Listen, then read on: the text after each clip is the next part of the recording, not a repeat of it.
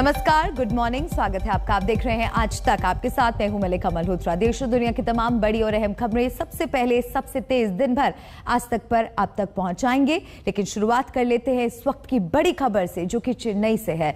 भारी बारिश से चेन्नई लबालब है। कई इलाके डूबे हुए हैं, घरों में पानी घुस आया है। हालात 2015 जैसे हो गए हैं, जब चेन्नई पानी पानी हो गई थी। चेन्नई में अगले 3 दिनों तक बारिश के आसार बने हुए हैं। आज और कल स्कूल कॉलेज भी बंद हैं। लगातार चेन्नई में बारिश हो रही है। एनडीआरएफ की 4 टीमें राहत और बचाव के काम में जुटी हैं।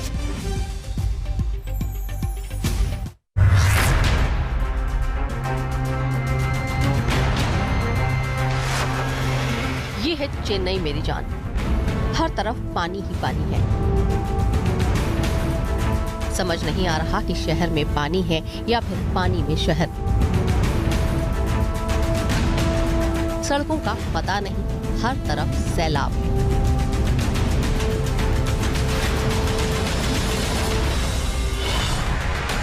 गाड़ियां डूब डूब कर जा रही हैं।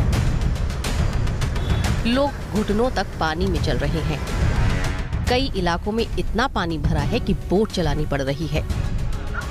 व्यासारपदी सबवे में इतना पानी भरा है कि बच्चों के लिए ये स्विमिंग पूल बन गया है। बच्चे इस आफत की घड़ी में भी मस्ती कर रहे हैं।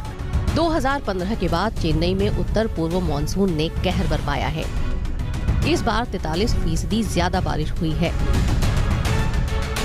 शनिवार रात से 10 घंटे में 14 सेंटीमीटर बरसात हो गई। सुबह जब लोगों की नींद खुली तो चेन्नई समंदर बन चुका था। चेन्नई के निचले इलाके पूरी तरह से डूब चुके हैं। Egmore, Doveton, KN garden, Pattalam, Otteri left bridge, बड़ी bridge, Sathyanagar shelter, Baba Nagar, GKM colony और जवाहर नगर में बाढ़ जैसे हालात हैं। पूंदी लेक में इतना पानी भर गया कि 4000 क्यूसेक पानी छोड़ना पड़ा। इसी तरह चेम्बाराबक्कम लेक से भी 500 क्यूसेक पानी छोड़ा गया। मुख्यमंत्री स्टालिन ने घुटने भर पानी में खड़े होकर हालात का जायजा लिया। परी फ्लाईओवर इलाके में जाकर लोगों से उनकी परेशानी सुनी और राहत का सामान बांटा। प्रधानमंत्री नरेंद्र मोदी ने भी CM स्टालिन को फोन कर हर संभव मदद का भरोसा दिलाया है। பாதிக்கப்பட்ட மக்களுக்கு தேவையான நிவாரண உதவிகள் வழங்குவதற்கான உத்தரவினை நான் பிறப்பித்திருக்கிறேன்। चेन्नई में ही 260 घर तबाह हो गए। 160 रिलीफ कैंप खोले गए हैं। रविवार को ही 50,000 से ज्यादा खाने के पैकेट बांटे गए। एनडीआरएफ की 4 टीमों को शहर में तैनात किया गया है ताकि वे इमरजेंसी में रेस्क्यू ऑपरेशन को अंजाम दे सकें। चेन्नई वालों की परेशानी अभी खत्म होने वाली नहीं है। मौसम विभाग के मुताबिक अगले 3 दिनों तक बारिश होने के आसार हैं। यही वजह है कि प्रशासन ने आज और कल स्कूल कॉलेजों में छुट्टी का ऐलान किया है। प्रमोद के साथ अक्षयानाथ, ब्यूरो रिपोर्ट, चेन्नई आज तक। तो चेन्नई में स्थिति चिंताजनक बनी हुई है। आगे बढ़ते हैं और अब रुख करते हैं बिहार का, जहां के कई इलाकों में जहरीली शराब से मौत के बाद मातम पसरा है। सबसे ज्यादा मौत गोपालगंज के मोहम्मदपुर में हुई। देखिए आज तक संवाददाता सुजीत झा की वहां से ग्राउंड रिपोर्ट। कोई कुछ करने वाला नहीं है। अब हमारे पापा कहाँ से आएंगे?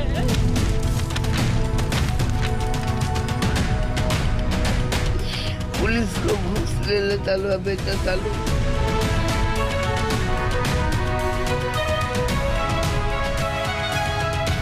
बंद नहीं हुआ है और ज्यादा बढ़ गया है।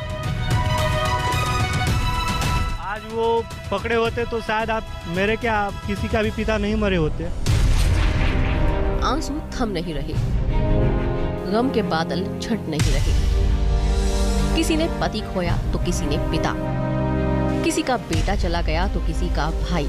जहरीली शराब ने कई घरों को बर्बाद कर दिया। मीणा देवी का तो रो रो कर बुरा हाल है। 2 बेटियां हैं, एक बेटा है। नहीं पता आगे क्या होगा। हम कैसे जिए? 3 दिन का बच्चा में हमरा लगे अब हमरा में कमा के खिया वाला के बा कोई नहीं के। 2 लड़की की शादी करेगा बाबू बड़े पढ़ावे लिखावे के बाद सब कहाँ से के करी। वीणा देवी के पति राजकुमार मिश्र ऑटो चलाते थे। बार बार मना करने के बाद भी शराब पीने से बाज नहीं आए। जहरीली शराब ने अब उनकी जान ले ली है।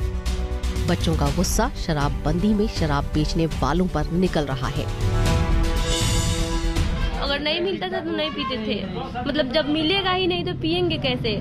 मिल रहा था तभी तो खरीद कर पी रहे थे। और मुखिया सब है, सरपंच है, पुलिस है, कोई कुछ करने वाला नहीं है। अब हमारे पापा कहाँ से आएंगे? उन सबका तो नौकरी मिल जाएगा। 100 घर में 10 ही घर छोड़ के सब बाकी तरफ दारू बिकाता है।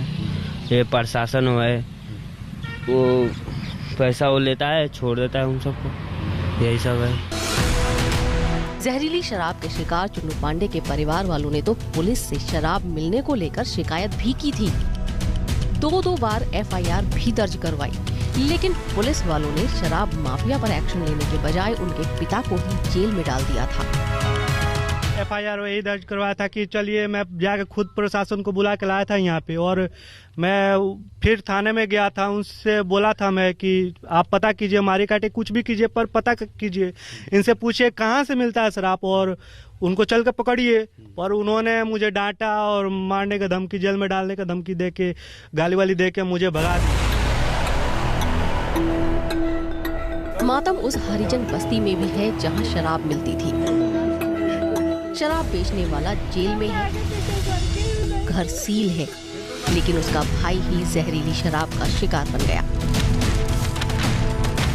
बना देखिए, इस घर में 2 भाई रहते हैं। एक भाई शराब बेचता था और दूसरा भाई उसी शराब को पी गया, उसकी मौत भी हो गई। भाई था तो कम से कम भाई को मना कर सकता था, लेकिन जहरीली शराब है मत पियो। हम के हाल जानता नहीं, हमारे मालिक साहब ना दारू बेचत रहनी है, 4 गो लोग लेकर के अपना कमा के खियावत रहनी है। शराबबंदी में शराब का ठिकाना कहाँ है ये सब जानते थे, लेकिन पुलिस की नींद तक नहीं खुली। अब जहरीली शराब ने जान ले ली। लोग आरोप लगा रहे हैं कि अवैध शराब की कमाई से लोगों ने ही इमारतें खड़ी नहीं की, बल्कि इसके हिस्सेदार पुलिस वाले भी रहे हैं।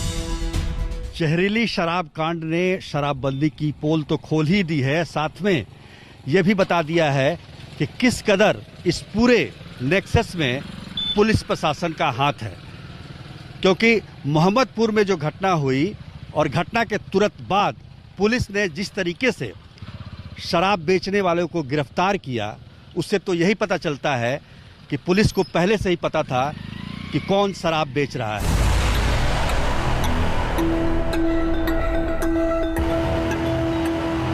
जब गोपालगंज के मोहम्मदपुर में जहरीली शराब से मातम छाया तो पुलिस पर भी गाज गिरी। थाना प्रभारी को सस्पेंड किया गया। प्रशासन शराब माफिया के खिलाफ रेड पर रेड डाल रहा है।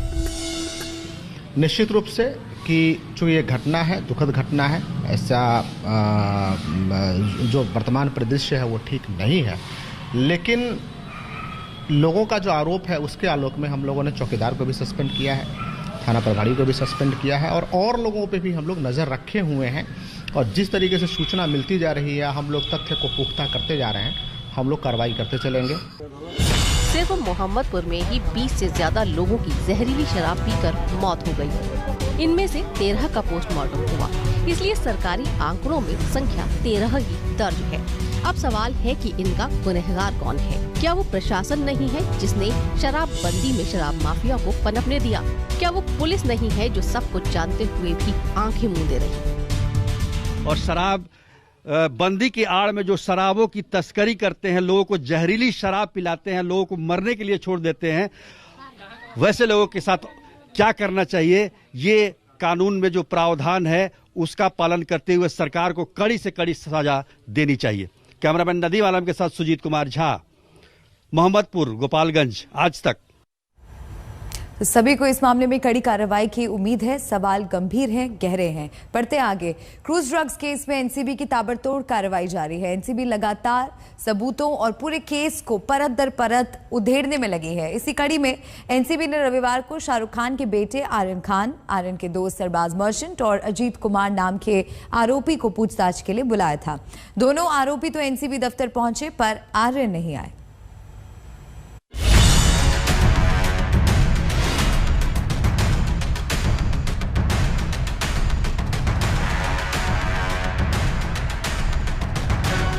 गिरफ्तारी, डील, गवाह और सियासी आरोपों की गुत्थी में उलझे क्रूज ड्रग्स की नए सिरे से जांच शुरू हो गई है। मामले की कमान संभालने वाली एनसीबी की नई टीम अब केस से जुड़े आरोपियों से फिर से पूछताछ में जुट गई है, ताकि ड्रग्स के इस हाई प्रोफाइल केस की एक-एक कड़ियों को जोड़कर पूरा सच सामने लाया जा सके। एनसीबी की नई टीम ने आरोपियों से पूछताछ शुरू की तो सबसे पहले इसकी जद में आए शाहरुख खान के बेटे आर्यन खान, जिन्हें रविवार सुबह ही एनसीबी की ओर से पूछताछ के लिए समन भेजा गया। रविवार देर शाम तक एनसीबी दफ्तर में आर्यन खान का इंतजार होता रहा, लेकिन वो पूछताछ के लिए नहीं पहुंचे। जब इस बारे में एनसीबी के अधिकारी संजय सिंह से सवाल हुआ तो सुनिए उन्होंने क्या कहा। आर्यन खान क्यों नहीं आया आज?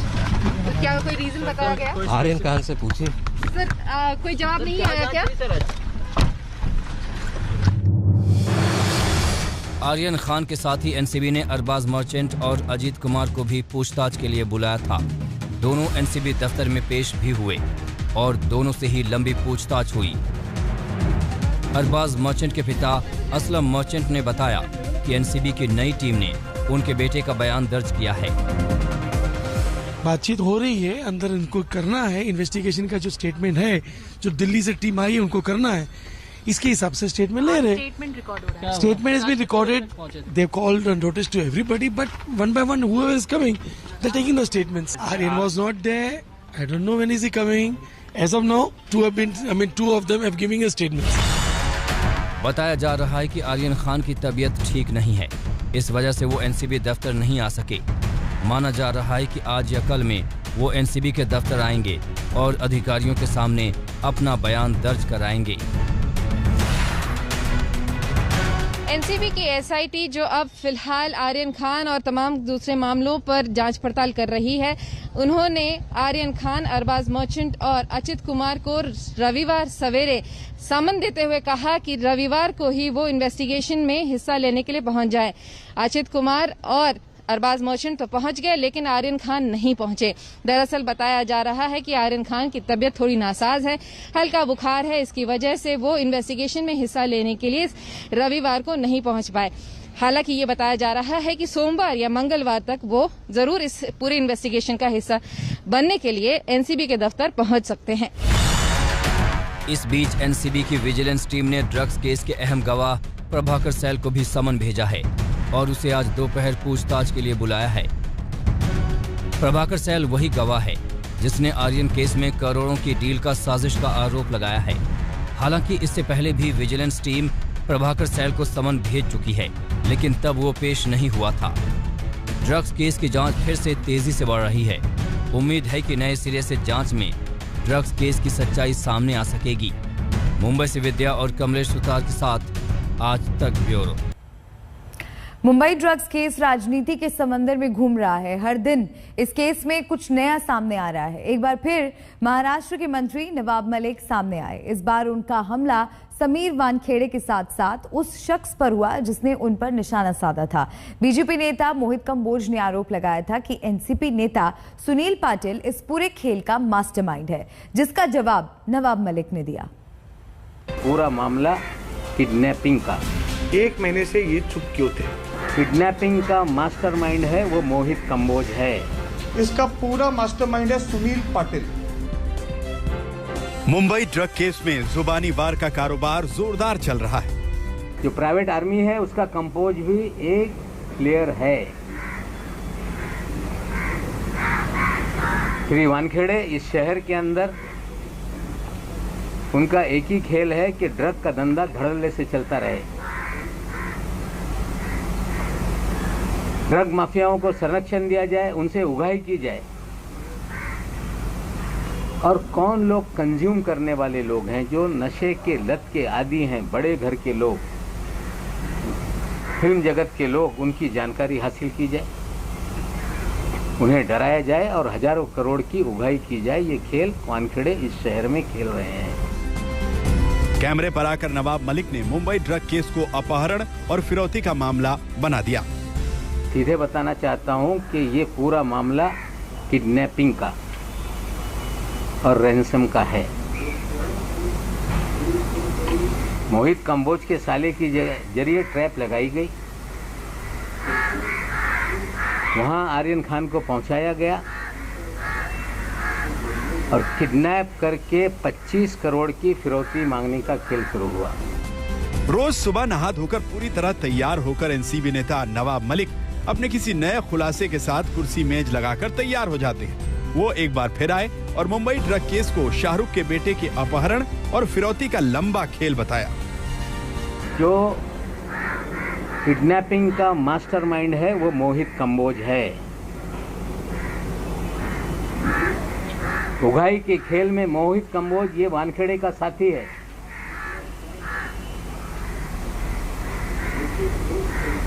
मोहित कंबोज के और वानखेड़े के अच्छे रिश्ते हैं। नवाब मलिक के हमलों के केंद्र में रहा मोहित कंबोज वही आदमी है जिसने कल ही नवाब मलिक पर कई आरोप लगाए थे। नवाब मलिक और पार्टी के एक नेता पर मोहित ने आरोप लगाए तो नवाब मलिक ने प्रेस कॉन्फ्रेंस में अपने आरोप की शुरुआत मोहित से की और मोहित कंबोज के बहाने समीर वानखेड़े और सैम डिसूजा को भी अपने निशाने पर लिया। श्री वानखेड़े ने कहा कि वो 11 लोग नहीं 14 लोग डिटेन किए गए थे। फिर लोगों को गुमराह करने का खेल वानखेड़े ने शुरू किया। हमने पूछा कि वो और कौन 3 लोग थे, नाम बताओ, लेकिन नाम नहीं बताया गया। फिर कह रहा हूं कि वो 3 लोगों के छोड़ने में ही सबसे बड़ा खेल है। नवाब मलिक वैसे तो आर्यन केस के बहाने प्रेस कॉन्फ्रेंस करते रहे हैं, लेकिन उनके निशाने पर समीर वानखेड़े ज्यादा रहते हैं। आज नंबर मोहित कंबोज का था। नवाब मलिक जिस मोहित कंबोज को मास्टरमाइंड बता रहे हैं, वही मोहित कंबोज कल सुनील पाटिल को इस पूरे मामले का मास्टरमाइंड बता रहा था। मोहित कंबोज ने अभी एक दिन पहले ही कहा था कि सुनील पाटिल के जरिए ही ड्रग केस की नींव डाली गई। इसका पूरा मास्टरमाइंड है सुनील पाटिल। नाम आप गौर से लिखिएगा, सुनील पाटिल। सुनील पाटिल जो है वो नेशनलिस्ट कांग्रेस पार्टी एनसीपी, मैं आपको सामने बोलूंगा, Sunil Patil nationalist Congress party NCP के फाउंडेशन से जुड़े हुए सदस्य हैं। मोहित कंबोज ने जब सुनील पाटिल के नाम का जिक्र किया और उसे एनसीपी का नेता बताया तो इस पर नवाब मलिक का जवाब आया। महाराष्ट्र के अल्पसंख्यक मामलों के मंत्री ने साफ साफ कहा कि वो कभी भी सुनील पाटिल से नहीं मिले। कंबोज जो 1100 करोड़ रुपए का बैंक फ्रॉड का एक्यूज है, एक नेता जो मुंबई में कांग्रेस के अध्यक्ष थे, अभी वो भारतीय जनता पार्टी में है, उनका पिछलग्गू था। 1.5 साल पहले एक छापेमारी सीबीआई की इनके घर पे हुई। 60 करोड़ के मामले में छापेमारी हुई, उसके बाद छापेमारी के बाद मामला फिर दब गया। 3000 करोड़ की बेनामी संपत्ति जो उन्होंने महाराष्ट्र में भ्रष्टाचार करके बनाई, ऐसा कौन सा भंगार बेचा, ऐसा कौन सा भंगार बेचते थे कि 3000 करोड़ रुपए की आपकी संपत्ति बन गई। हर एक एरिया, हर एक लोकेलिटी में, मुंबई में फ्लैट, जुहू पे आपका 1000 करोड़ रुपए का प्रोजेक्ट, कुल्ला पे आपकी लैंड। आपने इतना भी नहीं किया, नवाब मलिक जी ने खुद महाराष्ट्र में किसान बनकर किसान की लैंड खरीदी, फार्मिंग लैंड खरीदी। ये सब जैसे जैसे उनकी गुट्टियां खुल रही है, उनका आक्रोश बढ़ रहा है, गुस्सा बढ़ रहा है और झूठे आरोप बढ़ते जा रहे हैं। नवाब मलिक इससे पहले भी कई बार मोहित कंबोज को आरोप लगाते रहे हैं, लेकिन इससे पहले मोहित ने सामने आकर आरोपों का जवाब कभी नहीं दिया। मोहित कंबोज ने अपनी प्रेस कॉन्फ्रेंस में बताया था कि वो अब तक चुप क्यों था। सुनील पाटिल और नवाब मलिक ने मिलकर ये पूरी कॉन्स्पिरेसी रची, जिसके अंदर मैंने पूरे सबूत, कैसे सैम डिसूजा के साथ चैट हुई, किरण गोसावी कैसे सुनील पाटिल का आदमी है। मैंने आरोप लगाया था कल कि सुनील पाटिल और नवाब मलिक की बातचीत होती थी। आज उन्होंने कबूल कर लिया कि हाँ, उनकी बातचीत सुनील पाटिल से होती थी। फिर जिस हिसाब से विजय पगारे पिक्चर में कल आए, शाम को आए, तो आज उन्होंने कबूल कर लिया कि हाँ, विजय पगारे से भी बातचीत होती थी। 1 महीने से ये चुप क्यों थे? इतना सेंसिटिव मैटर जो पूरे देश देख रहा था, कल जिस हिसाब से ये सब सच्चाई बाहर आई कि कितनी बड़ी कंट्रोवर्सी ये एनसीपी के कुछ नेताओं ने रची महाराष्ट्र में, तो आज नैरेटिव चेंज करने के लिए एक नई स्टोरी लेकर, झूठ की स्टोरी लेकर नवाब मलिक जी प्रेस में उतरे। नवाब मलिक ने सैम डिसूजा नाम के एक शख्स का भी जिक्र किया जो अभी भी फरार बताया जा रहा है। बहरहाल हम सैम डिसूजा के घर पर हैं। यहाँ पर आप देख लीजिए, मुंबई के बांद्रा इलाके में जो ये घर है, यहाँ के 4थे मंजिले पर सैम डिसूजा का घर है। यहाँ पर जब हम लोगों ने बात की तो यहाँ पर लोगों ने हमें बताया है कि दरअसल दिवाली के 2 दिन पहले से सैम डिसूजा यहाँ नहीं है, गायब हो गए हैं, यहाँ नहीं रह रहे हैं, यहाँ से निकल गए हैं। और फिलहाल यहाँ पर इन लोगों में से किसी को इस बात की जानकारी नहीं है कि सैम डिसूजा कहाँ गए हैं, लेकिन दिवाली के 2 दिन पहले से ही घर में ताला लग गया था। नवाब मलिक के निशाने पर मोहित काम्बोज के बहाने बीजेपी थी और इसीलिए इस जुबानी जंग में बीजेपी भी कूद पड़ी। पार्टी ने मंत्री के खिलाफ सीबीआई जांच की मांग कर डाली। पूरी तरह से ये वाज़े वसूली गेट का पार्ट 2 है। अगर हिम्मत है तो महाराष्ट्र सरकार स्वयं इस पूरे मामले की सीबीआई जांच की मांग करे। किरण गोसावी समेत सुनील पाटिल और जो जो आवश्यक लगते हैं सभी की नार्को टेस्ट करे। अगर तुमने कुछ किया नहीं है तो डर का क्या कारण? ड्रग केस को लेकर एनसीपी पहले एनसीबी पर हमलावर थी, अब बीजेपी पर भी हमलावर है। ड्रग केस एक आपराधिक मामला ना होकर धीरे धीरे राजनीतिक होता जा रहा है और इसीलिए इससे जुड़े लोगों की राजनीतिक घेराबंदी भी खूब चल रही है। विद्या और कमलेश सुतार के साथ साहिल जोशी, मुंबई, आज तक। अब बात मेघालय के राज्यपाल सत्यपाल मलिक की, जिन्होंने एक बार फिर किसान आंदोलन के पक्ष में सख्त बयान दिया। उन्होंने यहां तक कहा कि उन्हें राज्यपाल बनाने वाले कहेंगे तो एक क्षण में इस्तीफा दे दूंगा। वहाँ तो मैं वोट से बना, मुझे बनाया था, दिल्ली में 2-3 बड़े लोग हैं उन्होंने, और मैं उनकी इच्छा के विरुद्ध बोल रहा हूँ, तो ये तो मैं जान के बोल ही रहा हूँ कि उनको दिक्कत होगी। वो जिस दिन मुझे कह देंगे कि हमें दिक्कतें छोड़ दो, मैं 1 भी मिनट नहीं लगाऊंगा। और पहले दिन जब मैं किसानों के पक्ष में बोला तो एक तय करके बोला था कि मैं फौरन छोड़ दूंगा और किसानों के धरने पे आके बैठ जाऊंगा। देश में इतना बड़ा आंदोलन आज तक नहीं चला है, जिसमें 600 लोग शहीद हो गए। कुतिया भी मरती है तो दिल्ली के नेताओं का शोक संदेश जाता है, लेकिन 600 किसानों का प्रस्ताव लोकसभा में पास नहीं, ना तो इन सिखों को हराया जा सकता है। इनके गुरु के 4 बच्चे उसकी मौजूदगी में खत्म हो गए थे, लेकिन उसने सरेंडर नहीं किया था, और ना इन जाटों को हराया जा सकता है।